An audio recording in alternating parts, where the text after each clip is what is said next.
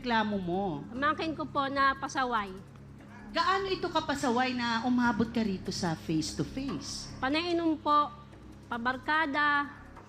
Marami tayong ganyan, no, na mga kapamilya. Pero, gaano kasukdulan ba itong kanyang pagiging, kung sinasabi mong pala inom, ilang beses uminom? Sa isang linggo ba? Marami po. Sobra sa isang linggo. Ah, kumbaga kung sobra sa isang linggo, araw-araw. Opo. Nako. Okay. Tapos, ano pa ang problema ninyo sa kanya? Ano po, palainom siya, pabarkada. Tas may anak po siya na 2. Sa akin din po niya iniiwan. May anak din po ako na 5. Ako po meron din po kaming tatay na may sakit. Kaya po, naano rin po ako dahil nangangailangan po siya ng mga gamot. Tas wala po siyang magawa. Parati po siya nandun sa barkada niya, inom lang kayo ng inom. Pamangkin mo si Kate, anak ng kapatid mo? Opo. Okay. So, bakit parang obligado ba ni Kate ang kanyang lolo?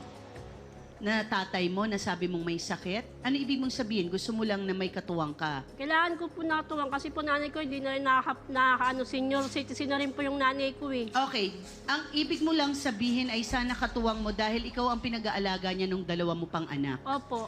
Okay. So, ngayon, very irresponsible. Napaka-irresponsable Opo. sa tingin mo.